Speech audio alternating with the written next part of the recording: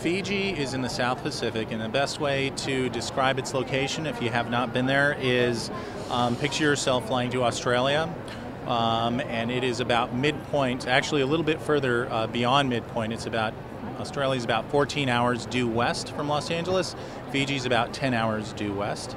Or alternatively, if you were flying over Hawaii as well, right, just flying south of Hawaii, it's about a 9-hour and 45-minute flight from Los Angeles, and that's part of the draw. It's otherworldly. It's a different culture. It's a different type of destination altogether. And of course, Air Pacific is the national air carrier flying from Los Angeles and Vancouver there.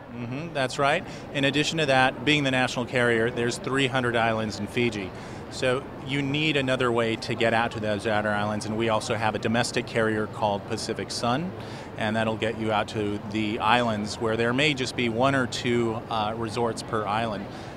We don't fly to Castaway, but this is a perfect example of one resort, one island. Where is your resort, and what does it offer? What do people do? Castaway Island is in the Mamanutha group of islands, and it's about 20 kilometers from Nandi International Airport. It's accessible by ferry. It's about a 90-minute ferry ride, or you can go by seaplane or helicopter from Nandi Airport. That's only 10 minutes away.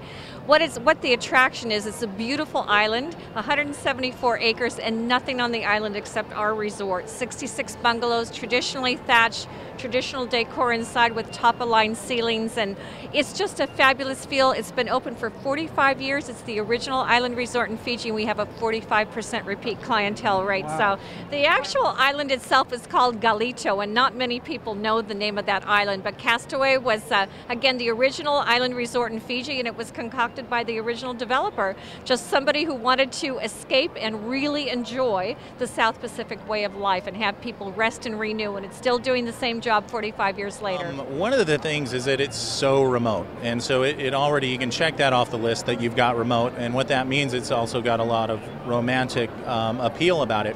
But in addition to that, as you mentioned, the scuba diving, Fiji is considered the soft coral capital of the world.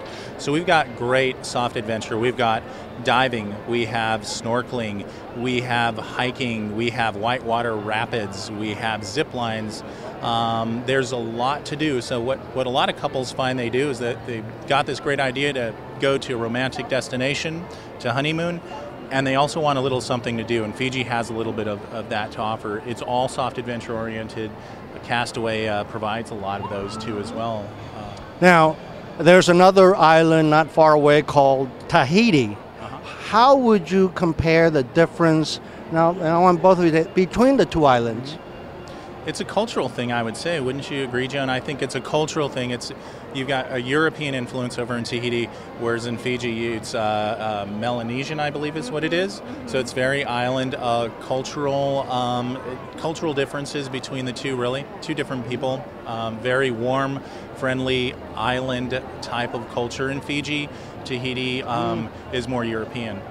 Do you have anything to add to that? Well, I think that both of the islands have a lot to offer from a scenery perspective. What's very nice for Americans, what a good comfort zone is that first of all, Fiji is English speaking, and that's since a lot of us aren't that proficient in foreign languages, especially French, that can be a real advantage for Fiji. The other thing is that typically our ground costs are a lot more reasonable than in Tahiti. Tahiti, unfortunately, right now, for the US dollar being based on the euro and the Fiji dollar being tied to the US dollar, where there's 2 Fiji dollars for every US dollar, we've got a real advantage from the economic perspective. I've heard about the $5 hamburger in Tahiti. No, I think that's the $40 hamburger. The $40 hamburger.